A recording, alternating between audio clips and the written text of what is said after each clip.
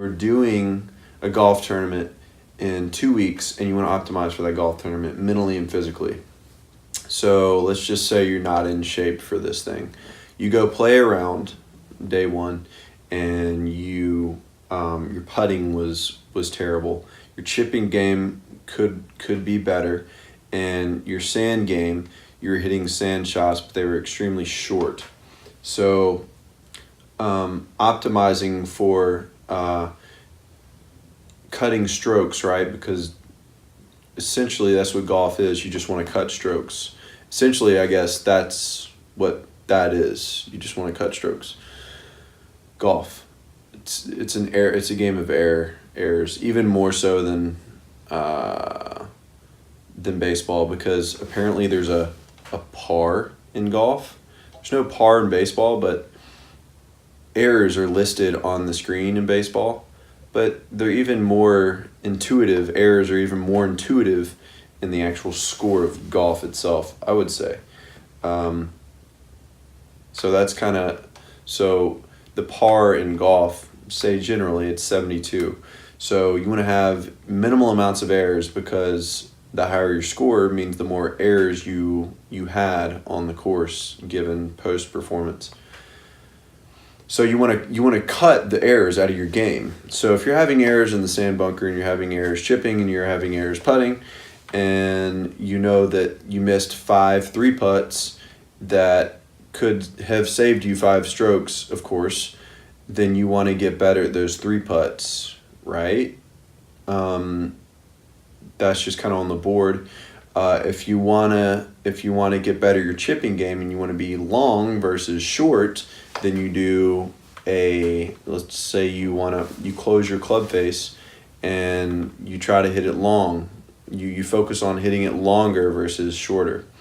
And this might turn into, you're hitting it longer, but then it sort of evens out. When I think I've had a few lessons in my life and in golf, and one of the lessons I had, when I first began, I came into it with a baseball swing, but I was under rotating I was putting too much pressure on my shoulders going. I had a very flat swing. If you know who Matt Kuchar is, he has a very flat swing, and I had too much pressure on this flat sort of swing, which then inhibited my performance. Being I would draw, and in terrible cases would hook the ball.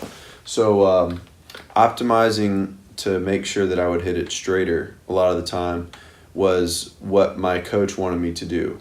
And he told me to come way outside with the club versus inside with the club. You would come way outside with the club, and then at a certain, after practicing that outside, and then the inside was what normal was. That feeling of that outside, it would push what normal was out to level plane, which then created a sort of optimal ball flight for my playing, and then also my golf swing too became straighter. So that's an example, I guess, of optimizing a specific ball flight or specific type of playing or whatever. So let's get back to optimizing for golf. And I don't want to get too technical. But let's say you're kind of out of shape, you kind of get tired, your legs are tired after 15 holes or so. So to get better at that, maybe walking around with maybe not your golf bag around the neighborhood or something, but walking with a weighted bag on your back, so you would be more exercised when game time came around. So you'd practice the 3-putts, right? You practice the 3-putts. You practice the sand shots going longer versus shorter, and normal then becomes the median in your swing. It's instead of becoming so flat and instead of being arched, which is what you're practicing, super high in the air, it sort of becomes neutral. So 3-putts, and then your sand game and your chipping needs work. Okay, So depending on what type of chipping you need to do, if you need to go over a sand bunker and you're in, say you have a decent lie, let's just make the control a decent lie in rough grass, rough height grass, and level of difficulty to hit out of grass. So with that, you are going to, essentially, you're going to want to open the club face a little bit and then maybe swing through. But let's instead of hitting over the bunker, what if you did just a little chip shot? If it was just like a little bump and run, little bump guy, little bump and run. So you want to focus on sort of keeping everything the same, and the only thing that's rotating is your shoulders around your spine. Like your shoulders, you can think about your shoulders as a pendulum. So now your chipping is better. You have this pendulum swing that you're aiming at the hole, and you're balancing out the level of width you have from the hole versus this much width to this much width. And then if you want to practice even more, to this much width, and then to this much, and then to this much, and then to this much, and then this much, the small steps, I guess, incrementally, those are really, they're measurable, and you can see them much easier. So you are now optimized to cut out the strokes in your game. So let's just say that's the physical part, and then let's go to the mental part. Might be, say, you have an issue with getting angry at yourself after a bad approach shot into the green. Let's say you're off the green, you're on the fringe. It's not terrible, but you're just so down on yourself. Your thoughts are, what a terrible shot, man. What a terrible shot. I can't believe you did that. But not really like that. Not really like that. Just right. So like, don't. And then so you get this sort of like, okay, you're right. And then you kind of become more mellowed out, and then you kind of like, so something that would help with that maybe is just sort of like, if the anger is the emotion that's arising and you're angry at yourself, and the reason why is because you could have done better, let's say, okay, fair, but is this helping you in the current situation? Yes or no? If the answer is no, then, and it's always going to be no, until you assess later, then it would be yes if you were positively criticizing yourself, objectively speaking, post performance. So you're down on yourself during the middle of the thing, which is then going to inhibit your chipping or putting stroke on the green towards the hole. So given this, then you need to decide the approach shot, your anger at yourself. So you want to be better at getting to your putting and to your chip, and becoming better at that, the actual walking up to that, and then being better at that. So I know this is very branchy here, but just stick with me. The optimization for a tournament in 2 weeks or whatever, and you want to practice and get better, and it's what you're obsessed with.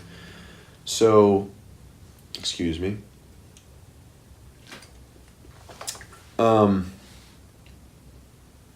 So yeah, you are now, you're thinking about this thing.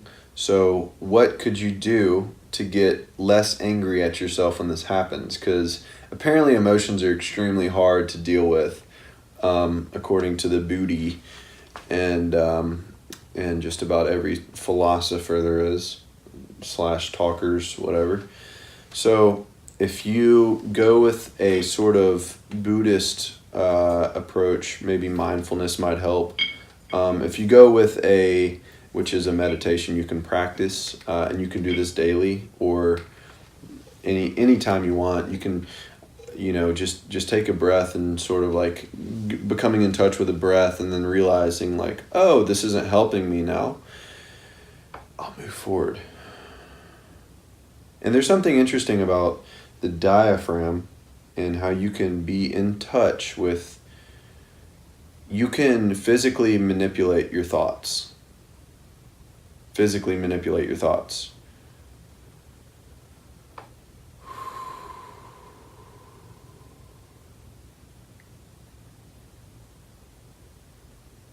Yeah, there's something about how you can literally physically manipulate your thoughts. It's hard to visualize because it's not visual, because the interaction between your body and your mind is it's philosophy at this point. It's nothing is there. There are proven statistics and science behind this, but none that I'm capable of sourcing at this moment. The person that comes to mind immediately is Laird Hamilton and Peter Attia. These two guys have talked a lot about, Peter Attia is obsessed with longevity, and Laird Hamilton is one of his many obsessions is he is obsessed with being not stressed, which is cool. I like no stress too. So when, let's just say, for example, this is something that could work for you if you just focused on your breathing while you walked up, or you could just rip a little pen, little vape pen, little nicotine pen, and get your little buzz on. That'd work too. So you're walking up and you hit your little vape pen, or you focus on your breathing, focus on your diaphragm, use your nose to breathe, and this could work for you as well. So yeah, that's I feel like I've talked enough about the optimization piece of this, and I'm going to wrap it up real quick with a quick little blurb of, well, optimization is interesting, and you can become obsessed with the process of optimization and how you actually want to optimize for the things you want to do. So you've cut strokes out, you've rebalanced your coming short in your sand bunker process by hitting over, and you've balanced that out to like feel where you actually want to be, and your meter is now on point. Your chipping game has become more fluid, less putty, sort of putt strokey, and that's allowed you to be more feel on becoming the same balance of processes of getting closer to the hole. So, and then you're just closer, and then your process of being less angry at yourself as you walk up to the green to get in your chipping stroke. You now know that your diaphragm breathing would help, and that's very functional. Your diaphragm breathing is functional for this, because if you don't have a vape pen, then oh shit, what do I do now? Cool. So yeah, I'm done. Cool, guys. Optimization for a tournament you guys want to play in, or optimization for any type of processes, you can sort of use these same stress reducing optimization, sort of like preparing yourself for what you need to get better at. And this is extremely pointing right back at me too, but this is the same type of processes that I'm working on in myself. As performing on stage, my heart rate is super high. So there's something I learned from Tim Ferriss is like, do burpees before you start playing guitar or before you start practicing, because then you'll have a higher rate, and then you'll feel better when you play on stage because you'll be prepared with that high heart rate, and then you'll already have practice with that high heart rate with your guitar. Anyway, parallels, similes, metaphors, love. All right, love you too, and cool. I enjoyed this. There will be more of these. I've got like 10 things listed out of this sort of optimization, sort of not optimization, but different types of philosophical sort of processes and perspective opener sort of ideologies that might help you think about things a little bit differently than you are now. And I don't have anyone else to talk to right now, or at least no one interesting enough to talk to about this with. So that's why I'm doing it myself. Boom. All right. Peace, love, and happiness, y'all. Pursuit.